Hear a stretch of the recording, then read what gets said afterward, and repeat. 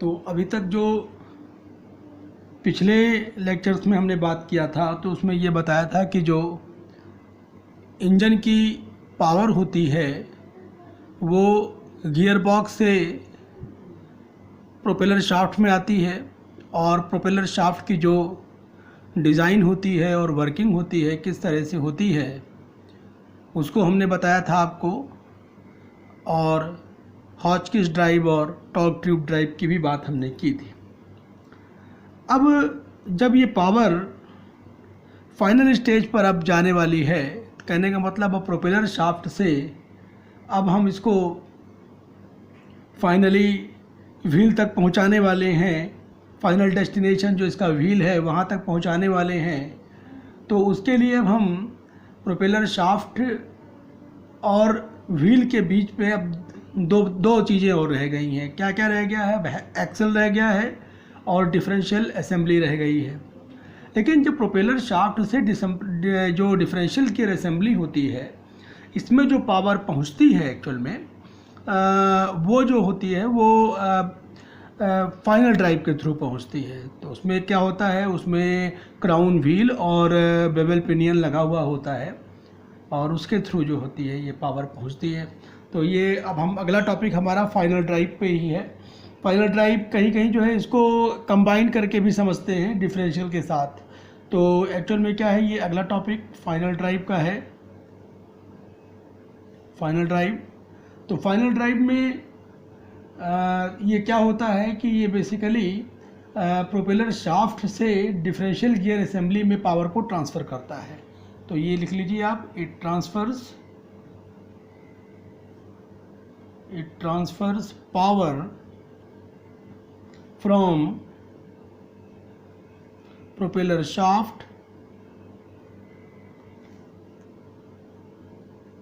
To differential gear assembly.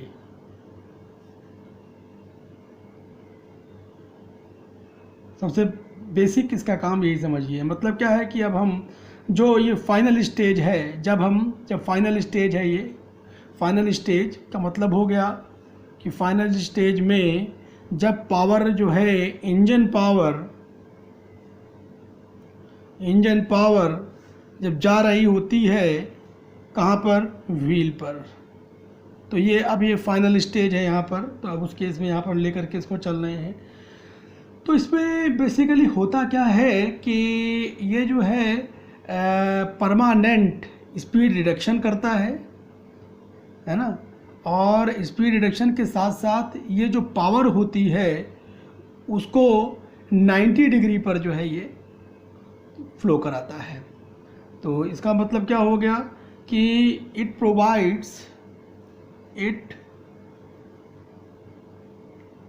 Provides fixed speed reduction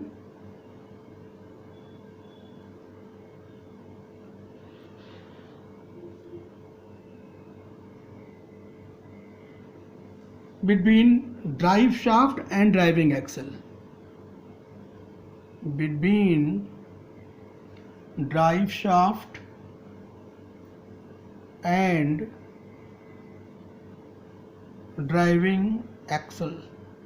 इनके बीच में ये होता है ऐसा। तो इसमें दो ही चीज़ें होंगी, एक तो जो होगा ये क्राउन व्हील और बेवल पिनियन, दो चीज़ें हैं इसके। किस साथ ये होता है, क्राउन व्हील होता है, क्राउन व्हील और प्लस बेवल पिनियन। तो ये इसके थ्रू जो होता है ये पावर ट्रांसफ़र होती है, स्पीड रिडक्शन होता है। ये क्या करता है, ये दोनों मिल करके क्या करा देते हैं, टर्न्स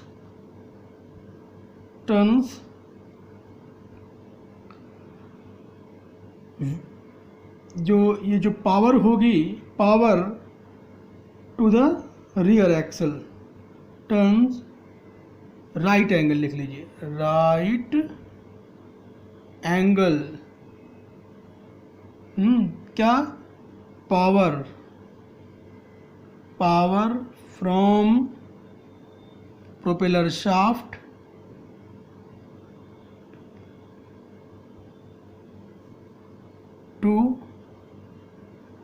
एक्सल। तो प्रोपेलर शाफ्ट से जो पावर आ रही होती है, ये पावर का जो फ्लो होता है वो 90 डिग्री पर होने लगता है एक्सल्स पर। ये अगर आप इनको एक्सल कह लीजिए, ये एक्सल है, ये हाफ एक्सल, तो जो पावर इधर से फ्लो कर रही होती है वो 90 डिग्री पर इसके थ्रू फ्लो करने लगती है। क्या कहलाता है? ये जो होता है वो ये कहलाता है हमारा, ये फाइनल ड्राइव कहलाती है। तो इसमें जो स्पीड रिडक्शन होता है, अभी हमने आपसे बताया था कि स्पीड रिडक्शन हो जाता है। स्पीड रिडक्शन हो जाने से जो टॉर्क होगा वो आपको बढ़ा हुआ मिलेगा। तो in this case speed reduction होता है वो अगर हम बात करें तो जो कार्स होती हैं उनमें देखा जाए तो कार्स में जो होती हैं स्पीड रिडक्शन, ये करीब करीब जो होता है वो 3:1 to 4:1 होता है कार के केस में। और हैवी व्हीकल्स जैसे ट्रक हो गए या बसेस हो गई, इन सब में ये 6:1 से लेकर के 7:1 तक होता है। ये फाइनल ड्राइव के केस में ही आता है ये ऐसा। तो देखिए, जो अगर मान लीजिए टॉर्क बढ़ा हुआ आपको चाहिए, तो जैसे फर्स्ट गियर में तो स्पीड रिडक्शन सबसे ज़्यादा होता है। हम अगर फर्स्ट गियर के बारे में बात करें तो वहाँ पर जो गियर रेशियो होता है वो गियर रेशियो वो कितना होता है, लगभग 7.5 से ले करके 7.51 से 1:1। अच्छा, अगर इसमें हम फाइनल ड्राइव रेशियो मान लें, जैसे मान लीजिए फाइनल ड्राइव रेशियो इसका है ये फाइनल ड्राइव रेशियो है, ये इसी को हम FR बोल रहे हैं, ये FDR या फाइनल ड्राइव रेशियो FR। तो हम FR मान लें तो FR की जो वैल्यू हो जाएगी 6.428/1 है ना, ये हो जाएगी। तो इसका जो ओवरऑल जो स्पीड रिडक्शन होगी, तो जो ओवरऑल आएगा, ओवरऑल जो आ जाएगा वो क्या जाएगा, ओवरऑल बराबर हो जाता है गियर रेशियो इंटू यहाँ पर F/R है ना, फाइनल ड्राइव रेशियो या FDR। तो इन दोनों को मल्टीप्लाई कर लीजिए आप। जब इन दोनों को मल्टीप्लाई करेंगे तो ओवरऑल जो आ जाएगा वो क्या आ जाएगा, 48.274/1।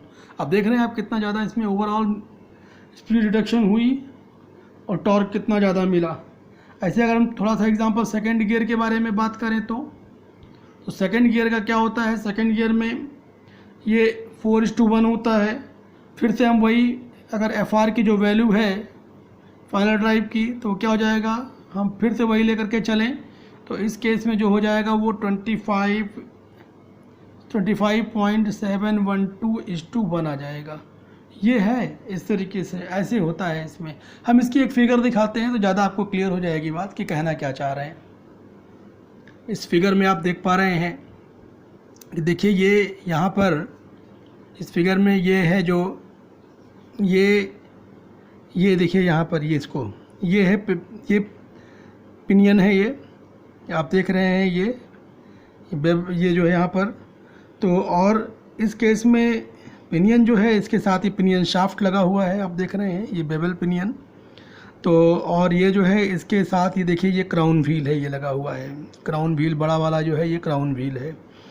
बड़े वाले से जो है जब अब यही जो है इधर से जो पावर इधर से आ रही थी वो 90 डिग्री पे वैसे आगे पीछे ट्रांसफ़र होना शुरू हो जाएगी। तो ये बेवल पिनियन कि जो, तो यहाँ पर क्या है कि इसमें जो टीथ होते हैं वो जो स्ट्रेट टीथ भी होते हैं और स्पाइरल टीथ। देखिए यहाँ पर जो है स्ट्रेट टीथ जो होती हैं वो प्लेन बेवल टाइप में होते हैं और स्पाइरल टीथ जो होते हैं वो बेवल टाइप बेसिकली होता है।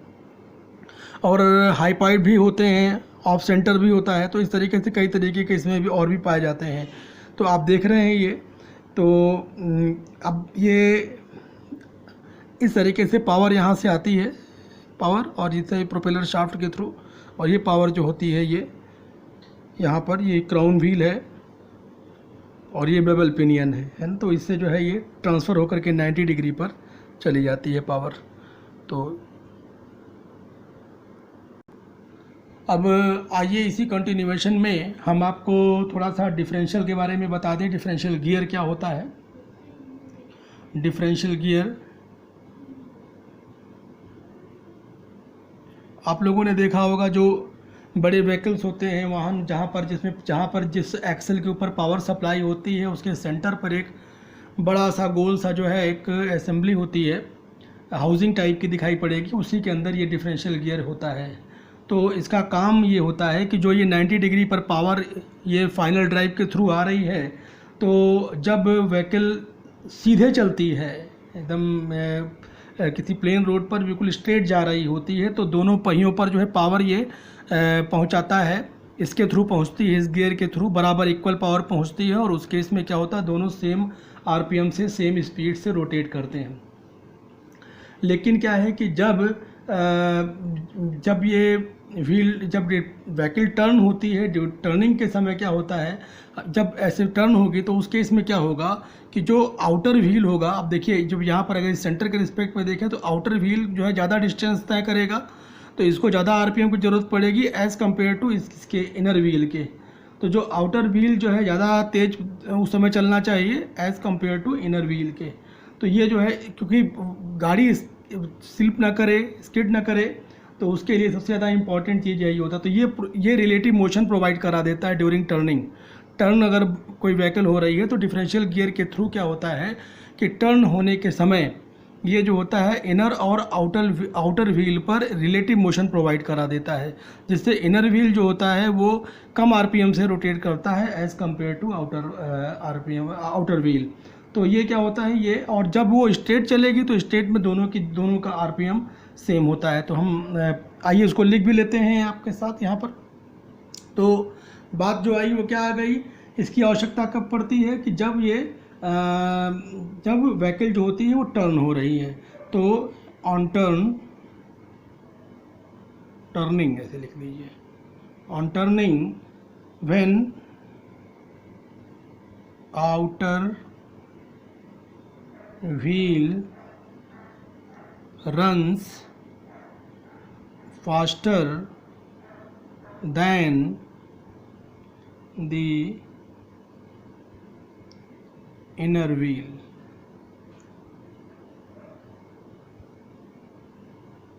ये क्यों ऐसा होता है, अवॉइड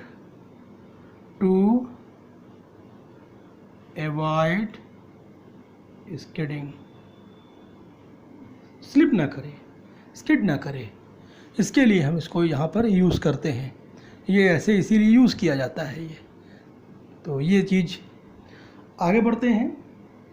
तो ये क्या करता है, रिलेटिव मोशन प्रोवाइड करता है। तो it provides relative motion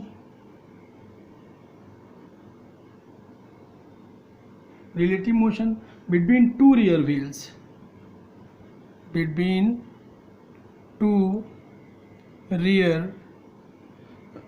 rear wheels इसलिए कहा जा रहा है क्योंकि जो पावर है वो उस समय जब रियर व्हील में जा रही है तब रियर व्हील, तो जब फ्रंट व्हील में जाएगी तो फ्रंट व्हील में भी उसके लिए भी लगा रहता है, तो वो फ्रंट व्हील के लिए आप समझिएगा उस चीज़ को, है ना। तो विद आरपीएम तो अलग अलग हो जाएगा लेकिन टॉर्क उसके इसमें इक्वल होता है, इक्वल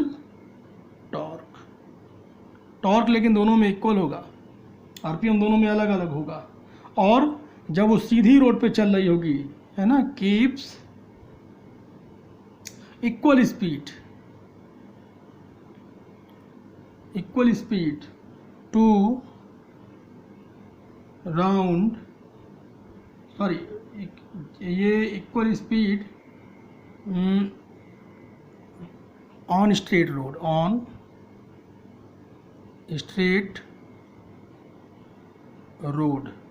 जो स्ट्रेट रोड होती है उस पर इक्वल स्पीड ये होती है इस पर। अब हम आगे बढ़ते हैं।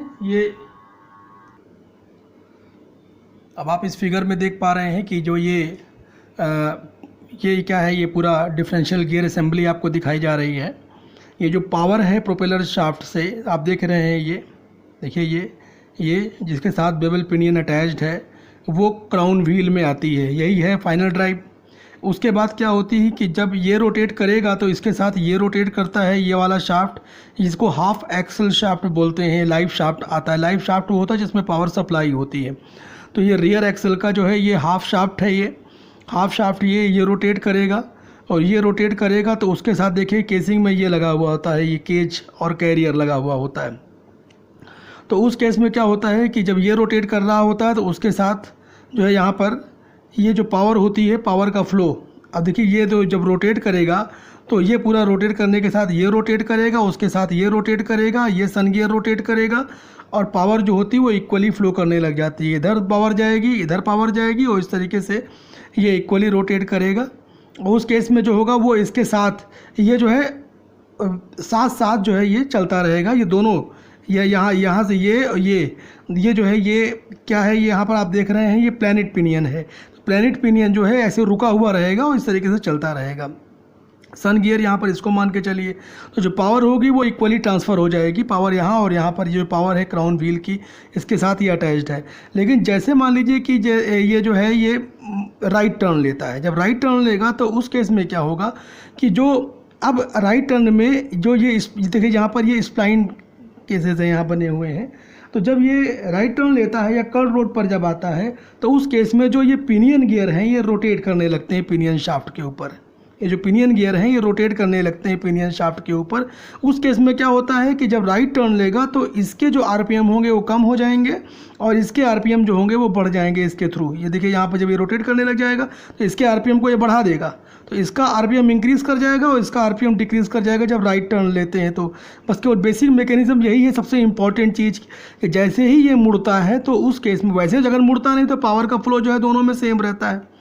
जैसे ही मुड़ेगा राइट में तो उस केस में क्या होता है कि ये यहाँ से और जितना ज़्यादा जो है मुड़ेगा उतनी ज़्यादा स्पीड यहाँ पर इसकी स्लो होना चाहिए, तो उतना ही ज़्यादा होता है इसकी लॉकिंग स्टार्ट होती जाती है, उतना ही जो है इसकी स्पीड कम हो जाती है इधर वाले की, और उससे क्या होता है ये रोटेट करने लगता है। तो ये जो है तो यहाँ की जो स्पीड होगी वो बढ़ जाएगी, तो इधर की स्पीड बढ़ने लगती है तो यहाँ का आरपीएम क्या होता है बढ़ जाता है, क्योंकि सन गियर फिर ज़्यादा आरपीएम से रोटेट करेगा तो इधर का बढ़ जाएगा और इधर का कम हो जाएगा।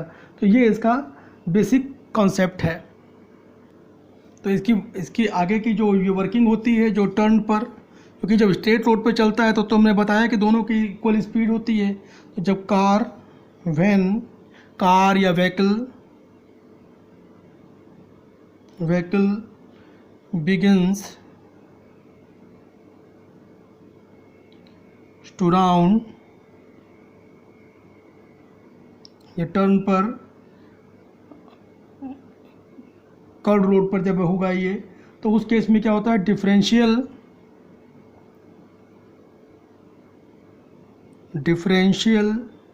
Pinion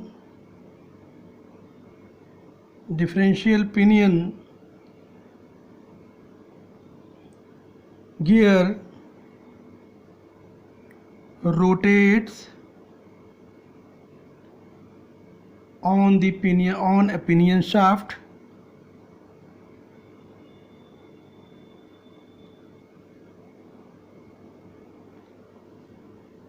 this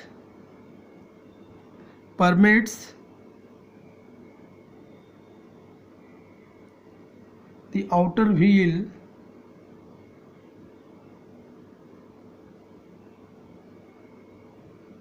to turn faster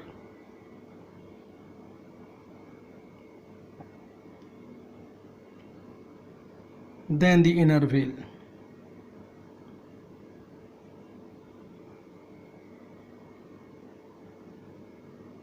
actual में लिखने में जो है इसलिए थोड़ा सा समस्या आ रही है यहाँ पर, क्योंकि जैसे ही हम अगर लिखना शुरू करते हैं तो ये जो कैमरा होता है वो फोकस जो है करना शुरू कर देता है, इससे धुंधला दिखाई पड़ता है। अगर हम बहुत ज़्यादा हाथ उसमें लाते हैं, उठाते हैं, ले जाते हैं, इसलिए थोड़ा सा स्लो लिखना पड़ता है और पीछे से लिखना पड़ता है। और ये जो मेज हिल जाती है तो उसकी वजह से भी फोकसिंग में प्रॉब्लम आती है। तो इसीलिए थोड़ा सा जो है समझ में तो खैर अक्षर आ ही जा रहे होंगे आपको, लेकिन उसमें ये जो लिखने का है वो हम फ्रीली हम इसमें लिख नहीं पा रहे हैं। चलिए खैर कोई बात नहीं है, जो कुछ भी है, लेकिन आपको सब लिखा हुआ पढ़ने में समझ में आ रहा है, पढ़ने में अच्छे से आ रहा है, इसमें कहीं कोई समस्या नहीं है। और मैं उसको पढ़ करके ही लिख रहा हूँ, पढ़ता भी जा रहा हूँ उसको, तो मतलब बोल बोल करके लिख रहा हूँ, तो इससे आपको कोई समस्या नहीं आएगी। कहीं कोई मान लीजिए कहीं कोई अक्षर समझने में कोई प्रॉब्लम आती है तो उसको आप सुन लीजिएगा तो आपको समझ में आ जाएगा कि क्या लिखा हुआ है। तो आज यहीं तक रखते हैं, फिर आगे हम अगले लेक्चर में बात करेंगे। Thank you.